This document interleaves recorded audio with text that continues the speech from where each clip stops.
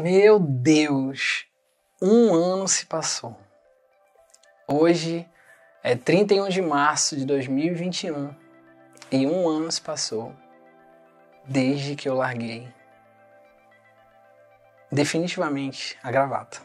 Muitos de vocês me conhecem e sabem que eu sou advogado formado de carreira. Advoguei durante 10 anos e há um ano atrás eu larguei a advocacia. Sim, gente, eu larguei a advocacia.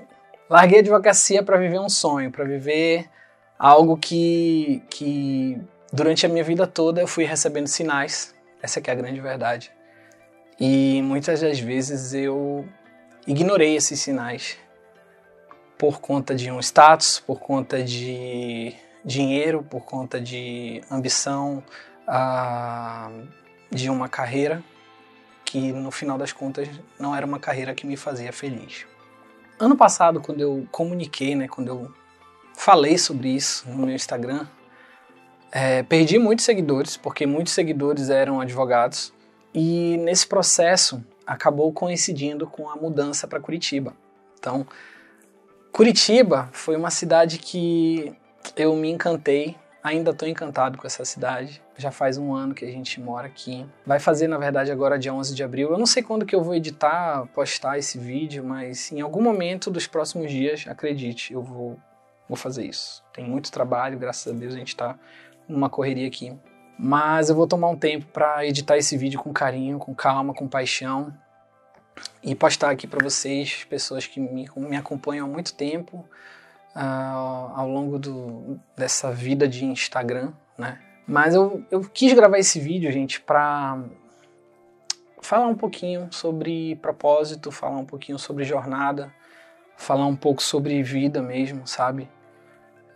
Isso aqui que a gente está vivendo é só um sopro. Esses últimos tempos que passaram, acho que, e ainda estão passando, acho que provam pra gente o quanto que a vida é importante, o quanto que tudo isso daqui é muito precioso e como passa rápido. Passa muito rápido. Então, a gente não pode ignorar os sinais. E os sinais, eles têm exatamente a ver com realização, sabe? Eu me formei em Direito em 2007. Em 2009 eu estava fazendo o exame de ordem e tal, tirei um ano sabático, aí comecei a estudar para concurso e tal.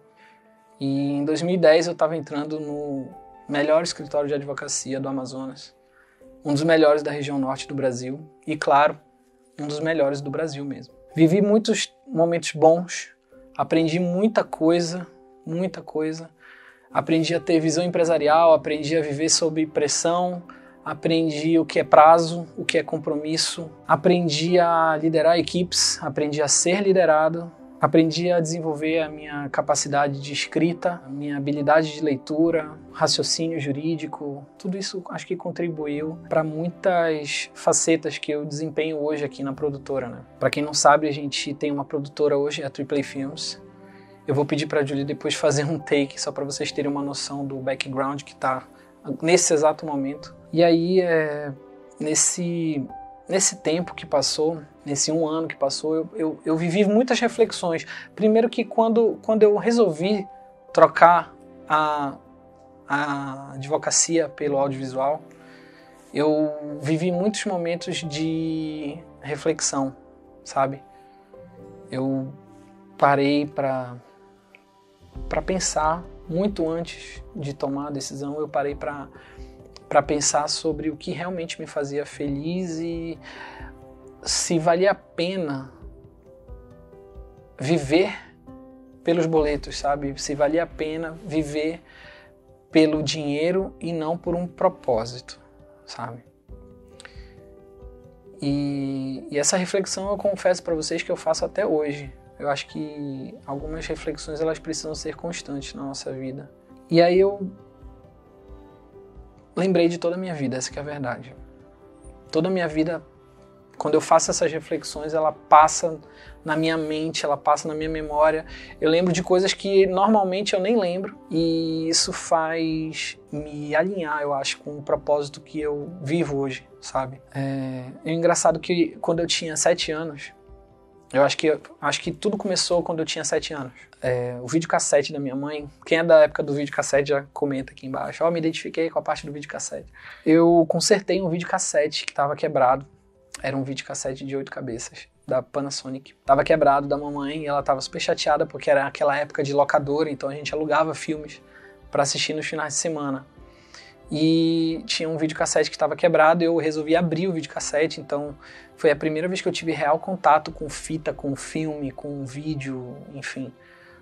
Não na verdade um real contato, mas um contato mais profundo, mais técnico, né? E aí eu abri, resolvi o que estava acontecendo lá e tal. Não, confesso para vocês que eu não lembro muita coisa, mas eu sei que esse fato aconteceu. De lá para cá eu consigo lembrar que eu desenvolvi uma certa paixão por cinema, por filmes.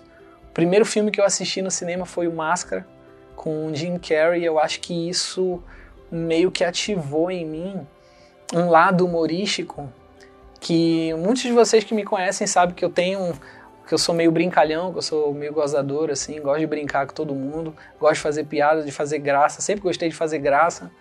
Quem me conhece sabe que eu sou uma pessoa bem reverente, assim.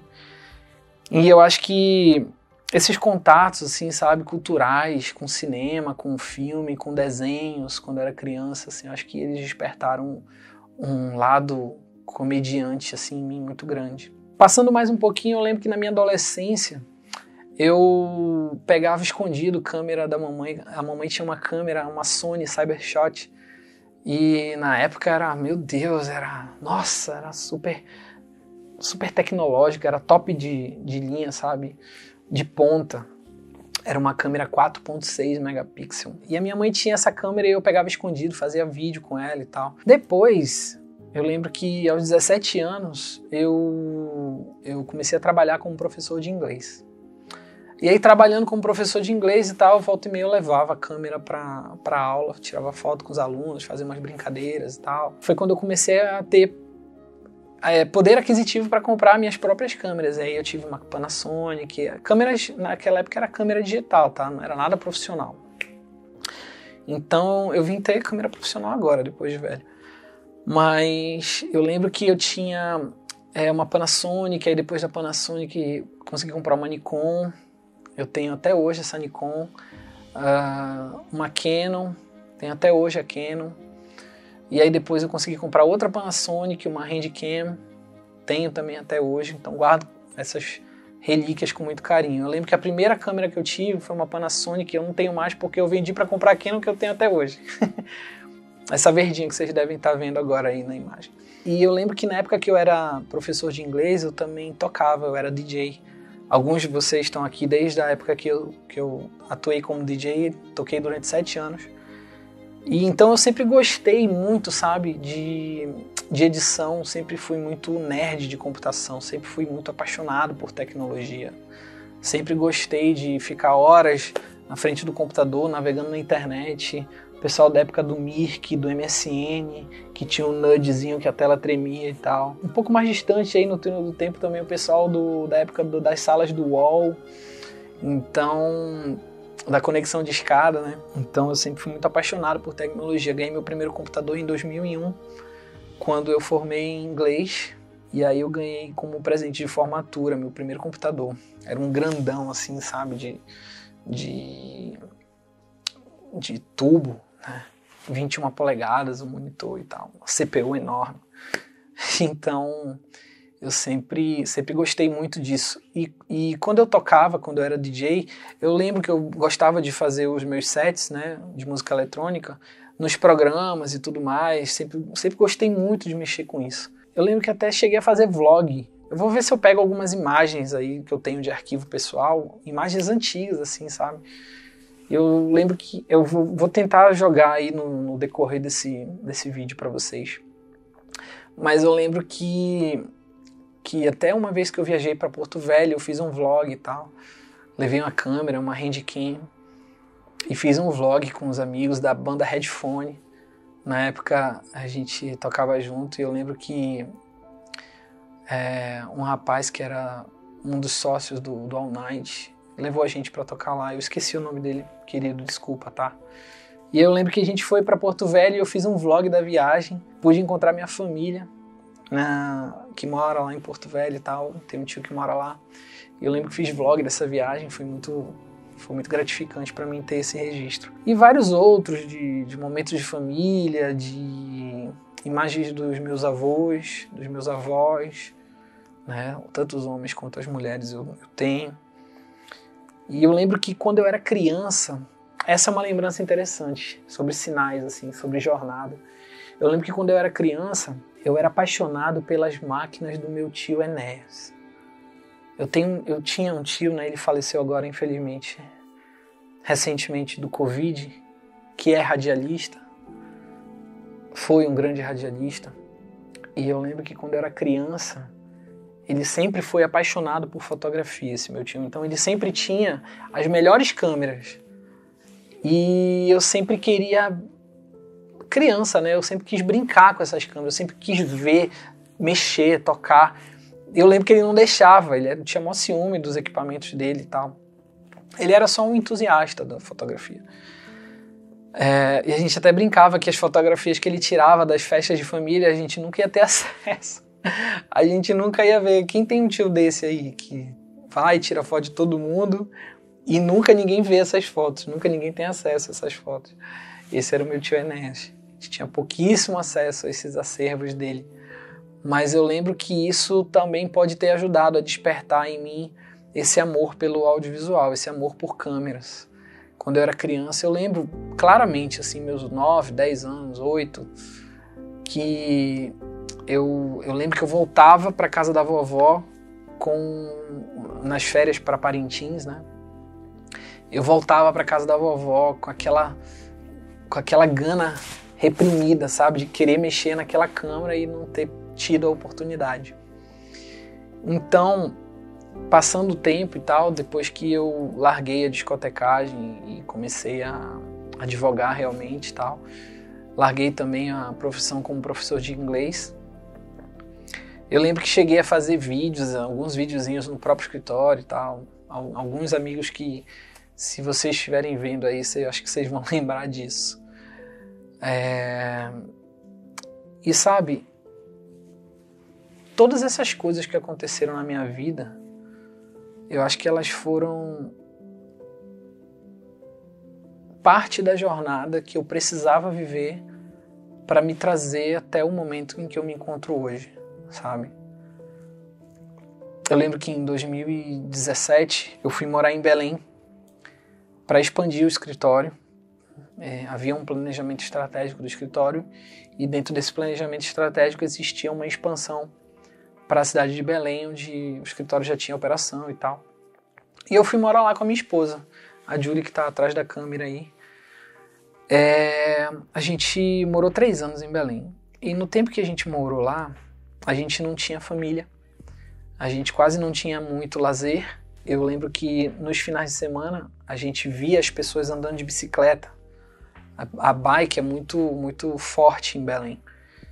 E aí chegou um aniversário meu lá e eu virei pra Julie e falei assim: amor, eu acho que a gente podia comprar bicicleta para ter um lazer, ter o que fazer aqui em Belém nos finais de semana. E a gente comprou 2 bicicletas e tal. De uma brincadeira acabou virando coisa séria, a gente acabou se dedicando pro esporte, a gente acabou treinando mesmo, acabou desenvolvendo um lado atlético que a gente não esperava, essa que é a verdade.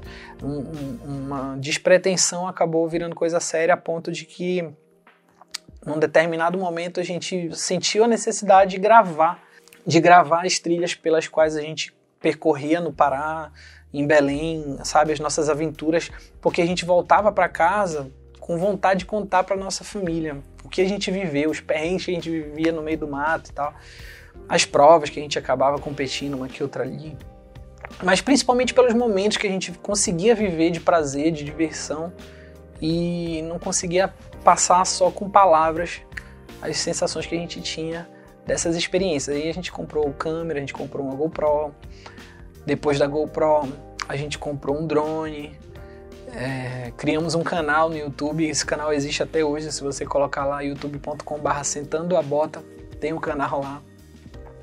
E esse tempo que nós nos dedicamos, né, criando conteúdo para esse canal e tal, a gente acabou ficando famoso lá, Todo mundo conhece a gente como Sentando a Bota, mais especificamente a Julie conhecem como Primeira Dama, que era como eu chamava ela no canal, chamava a Julie de Primeira Dama. Ela é minha Primeira Dama mesmo, amor.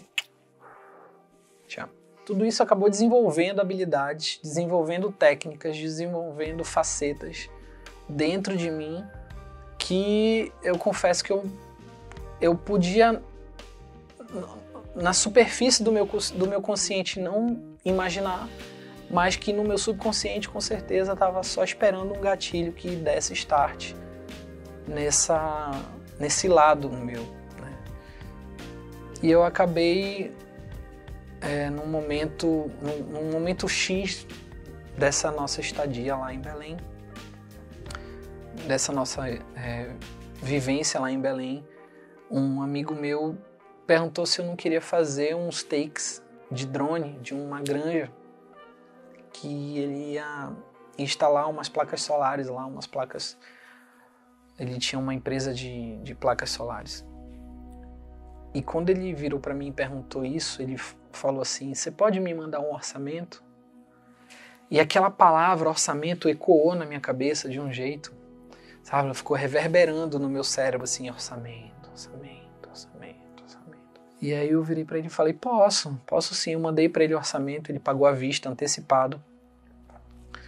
E esse eu acho que foi o grande gatilho, sabe? Acho que foi a grande virada de chave. Ele pagou e eu virei pra Julie e falei assim: amor, eu acho que dá pra ganhar dinheiro com isso. E a gente começou a fazer um vídeo aqui, um vídeo ali, cobrindo o evento aqui, cobrindo o evento ali, um aniversário, uma festa. Uma loja abriu, a gente foi lá e cobriu, tal. E aí eu comecei a perceber que eu tinha talento para isso, que eu tinha criatividade para criar roteiros, para escrever textos publicitários e tudo mais, com gatilhos mentais persuasivos e tal, coisa que eu já estava desenvolvendo desde a época de advogado, né? Habilidades persuasivas. Então, foi aí que tudo mudou. Eu decidi em família, né? A Julie, eu devo muito isso a ela porque ela me apoiou e me apoia desde sempre nas decisões que eu tomo. E eu sou muito grato isso a ela, porque eu virei para ela e falei assim: você sabe que eu não sou feliz exercendo advocacia, eu não consigo mais me sentir realizado profissionalmente. E eu gostaria de dar uma chance para esse meu lado. E eu lembro que nessa época a gente estava naquela decisão, sabe, de ter filho.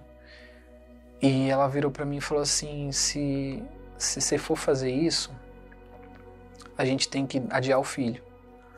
Eu virei para ela e falei assim: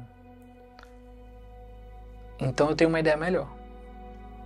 Além de mudar de carreira, a gente muda de cidade também. Dá logo uma guinada na vida, assim. E aí o filho fica a cargo de Deus, né? Quando Deus determinar, ele vem. E ela disse: tudo bem, só que eu tenho uma condição, essa cidade tem que ser Curitiba. Porque ela é curitibana. E eu lembro que o plano A era ir para Florianópolis. Mas acabou que cá estamos em Curitiba. Hoje faz 1 ano. E eu queria falar sobre propósitos, sinais. E dizer para vocês que eu não podia ter tomado uma decisão melhor na minha vida. Pode ter sido a decisão mais louca que eu tomei? Sim, certamente foi. Não, sem sombra de dúvidas, foi a decisão mais difícil que eu já tomei em toda a minha vida. Gente, 10 anos de advogado, né? 10 anos de advocacia, 10 anos de carreira jurídica. Jogar fora, assim, podem ter certeza que era por um propósito muito, muito grande, porque existe uma frase, provavelmente vocês já devem ter ouvido, que diz assim, que quem entende o propósito aceita o processo, né? E essa frase é muito real. Nós viemos de Belém para Curitiba.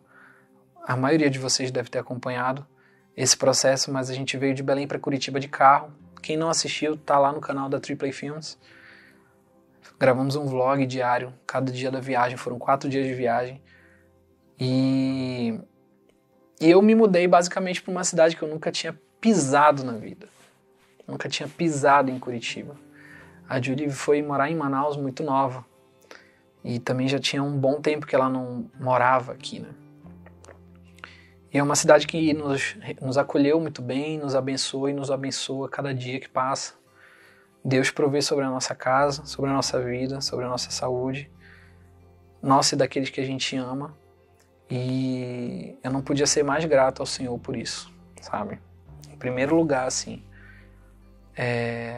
porque essa decisão que eu tomei de largar a advocacia foi feita debaixo de muita oração, gente. Não é qualquer um, eu tenho que admitir que não é qualquer um que tem essa coragem, sabe? E um dos motivos pelos quais eu resolvi gravar esse vídeo, e principalmente pelos quais eu resolvi adiar a gravação desse vídeo para quando eu completasse 1 ano, né? Era primeiro para fazer um balanço geral de como foi, né, de 1 ano para cá, depois da decisão. E vocês já ouviram, né? Não me arrependo de forma alguma. Hoje eu tenho mais qualidade de vida, hoje eu tenho mais tempo. De 1 ano para cá a gente construiu tanta coisa, sabe? Que às vezes eu nem acredito. A gente começou gravando, gente, ó, com iPhone, uma lente acoplada. A gente tem várias lentes dessa aqui, profissionais, próprias para produção mobile, estabilizador. Foi assim que a gente começou. Iluminação, a gente tinha só essas aqui, simplesinhas, de LED. Não foi falta de equipamento, sabe, que fez a gente começar ou deixar de começar de X ou Y forma. A gente sempre quis, a gente sempre teve muita vontade. Então, o equipamento, a falta do equipamento profissional nunca fez diferença pra gente. A gente veio comprar câmeras agora. Isso aqui é tudo novo, gente. Chique, né? Isso aqui é tudo novo. A gente veio comprar essas coisas agora. Iluminação, 1, 2, 3, tem 4 aqui atrás. Tudo novo. Tudo recente. Né? E é isso. Eu queria dizer que você não deve ignorar, sabe, os sinais que a vida te dá. Não tenha dúvida, a vida dá sinais sobre qual é a sua vocação, sabe? Eu lembro que quando eu fiz o teste vocacional no Lato Senso, eu estudei num colégio chamado Lato Senso em Manaus.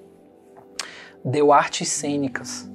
E na época, eu até quis fazer artes cênicas, mas não existia o curso em Manaus. Não existia o curso no Amazonas. Hoje eu acho que existe, né? Mas a minha segunda opção era fazer veterinária. Eu sou apaixonado por cachorro e eu queria fazer veterinária para ser especializado em cães. E a minha mãe, ela é formada em Direito, a minha mãe é bacharela. O meu pai foi um exímio advogado.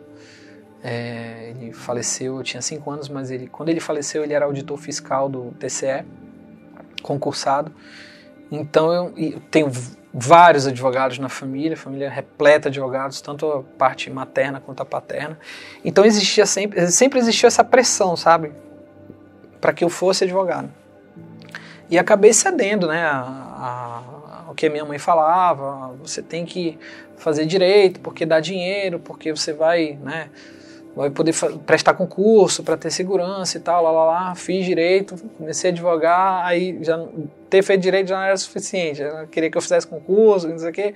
Eu sempre bati de frente com a minha mãe por conta disso e tal. Então esses sinais que eu fui recebendo durante a minha vida, sabe, de que eu tinha que trabalhar com arte, de que eu tinha que trabalhar com vídeo, de que eu tinha que trabalhar com produção, que foi realmente o que a minha vida me conduziu. Eu sempre fui muito mais engajado com processos artísticos, né?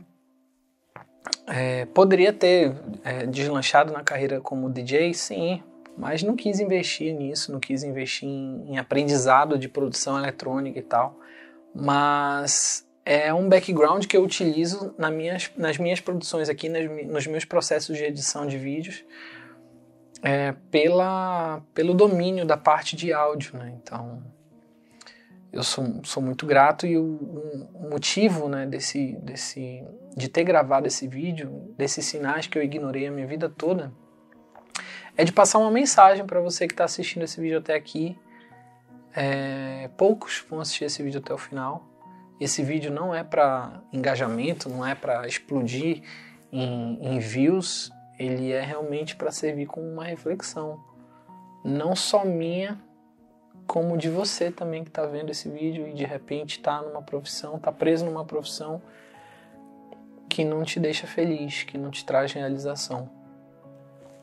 Então eu me comprometi não só com vocês, que muitos de vocês me pediram para gravar esse vídeo, mas me comprometi comigo mesmo para falar um pouquinho sobre isso, sabe? Não ignore os sinais que a vida te dá. Se você tem uma aptidão que você ama fazer, algo que você ama fazer, uma habilidade que você ama de paixão fazer, que te traz realização pessoal, dê valor a ela. Dê valor a isso, porque isso pode ser o seu ganha-pão e você não sabe. Um hobby pode sim se tornar o seu grande... como é que eu posso dizer? Um hobby pode se tornar o seu grande suporte profissional da sua vida, o seu grande propósito profissional, que é o que hoje é o audiovisual. Depois que a gente criou a AAA Filmes, eu e a Julie, a gente passou muito tempo sozinho, sabe? Muito tempo trabalhando sozinho.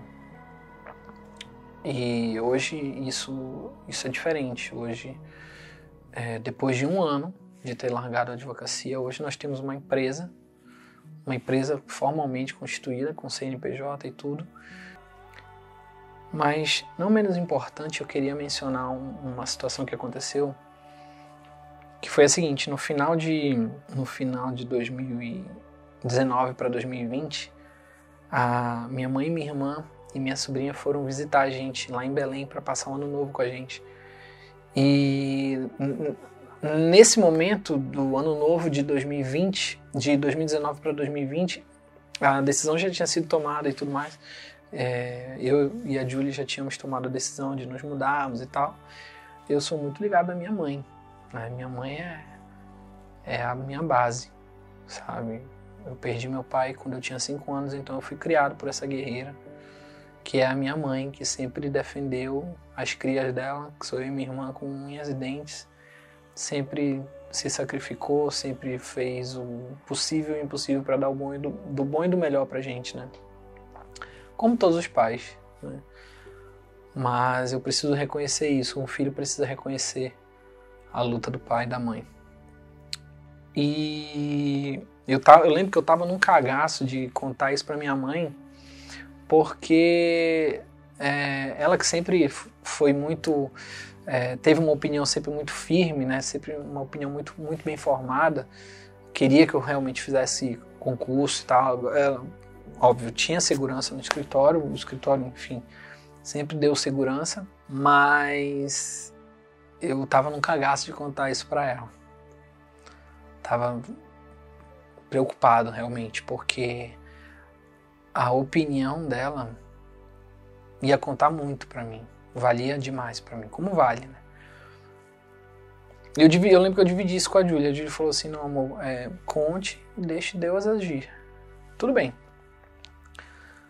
Quando passamos a virada de ano e tal, dia depois de virar um ano, a gente foi falar sobre as nossas resoluções, né? Quem que não faz resoluções no final do ano para um ano seguinte, né? Para um ciclo que se renova?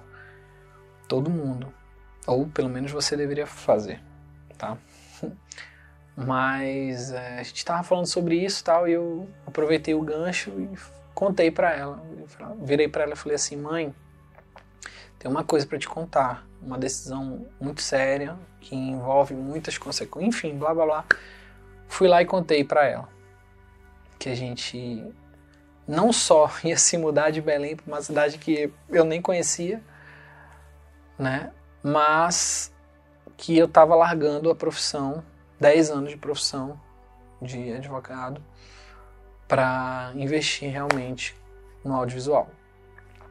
Contei para ela e, para minha surpresa, para minha feliz surpresa, a minha mãe olhou no fundo dos meus olhos e disse assim para mim: meu filho, vá que eu lhe apoio. Cara, vocês não têm noção de como foi. Eu não sei se essa palavra existe, mas eu vou inventar agora se não existir. De como foi aliviador ouvir isso da minha mãe. Foi fantástico ouvir isso da minha mãe, porque a chave já tinha virado, já. A decisão já tinha sido tomada, já. Mas o fato dela ter dito para mim: vá, eu confio no seu potencial e eu te dou todo o apoio, fez toda a diferença. Toda a diferença mesmo. Eu sou gratíssimo à minha mãe por isso. Ela tinha, como a gente diz, né, a faca e o queijo na mão para dizer: você tá louco? Como muitos de vocês disseram, não acreditaram que seria possível, enfim. Você tá louco? Como que você vai embora? E de carro ainda? Como assim? Não vai? Você tem casa, volta para Manaus, não tá feliz? Volta para Manaus, né? Tenta tudo de... Não é isso, amor. Tenta tudo de novo em Manaus. Você tem contato em Manaus, não sei o quê. Tinha tudo para falar isso. Mas ela virou nos meus olhos, vou repetir para vocês, e disse: eu apoio você, vá. Que Deus te ajude, que Deus te acompanhe, que Deus te dê sorte, te abençoe. E cá estamos. Cá estamos. Chegamos em Curitiba, moramos 1 mês e meio num quarto de... O que, amor? 6, 8 metros quadrados, né? 1 mês e meio. Eu, Julie, Duda e Ragnar. Nossos cães. E todas as coisas que a gente conseguiu enfiar no carro. Depois a gente foi pro nosso primeiro apartamento aqui. Era um apartamento de pouco mais de 62 metros quadrados. E moramos até agora há pouco tempo. E hoje estamos num apartamento de pouco mais de 300 metros quadrados. Onde basicamente é a empresa também. A gente sempre, desde que a gente foi para Belém, a gente sempre mora onde a gente trabalha, né? Eu sempre morei onde eu trabalhei. E eu queria deixar essa reflexão aqui. Confesso para vocês que, principalmente para mim, eu quero poder assistir esse vídeo daqui a 10 anos e ver o que aconteceu daqui para lá. Dizer para você que 50% coragem, tomar esse tipo de decisão, de você abandonar o que te coloca numa situação cômoda. Imagina, eu advogava, pagava meus boletos, vivia minha vida, pagava meus luxos, pagava alguns caprichos, mas eu não tinha realização. Eu não me sentia realizado, não me sentia feliz. Então, é 50% coragem. Você sair do lugar e querer fazer acontecer.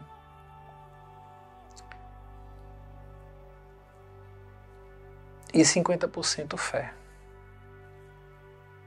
Na verdade, um mix de fé e vontade, né?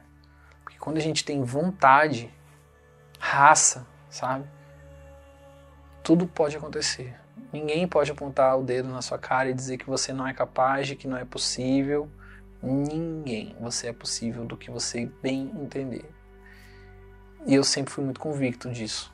Não por arrogância, mas por saber que todos nós somos capazes de realizar qualquer coisa. Se você consegue imaginar, você consegue realizar. Então é isso, eu queria deixar essa reflexão. Se você está numa situação parecida com a que eu estava 1 ano atrás, manda uma mensagem para mim, a gente troca uma ideia. Eu não estou aqui para ser coach de ninguém, tá? Mas a gente pode trocar uma ideia e de repente, se você estiver precisando de coragem, pode contar comigo, eu sou essa pessoa para te encorajar. Porque ter largado a profissão, uma profissão de 10 anos, ter começado numa carreira onde eu não tinha contatos, onde eu não tinha experiência. Tinha experiência, mas enfim, né? Não tinha tanta experiência quanto eu tenho agora, por exemplo. De ter mudado para uma cidade que eu sequer conhecia, de carro, sem perspectiva de emprego, sem nada certo profissionalmente, e ter construído tudo do zero, uma empresa do zero, um sonho do zero, um nome do zero, um propósito do zero, junto com a minha esposa. Eu acho que isso me dá um pouco de autoridade para falar um pouco sobre mudanças. Então, fica com Deus. Não ignore os seus sinais. Não ignore as nuances que a vida coloca, os detalhes que a vida traz. Não ignore o que te dá felicidade, o que te deixa feliz, porque de repente esse é o teu propósito de vida. E talvez você esteja ignorando isso. Não ignore. Isso é só um sopro. A vida é só um sopro. E ela é feita para ser vivida em abundância. Até a próxima.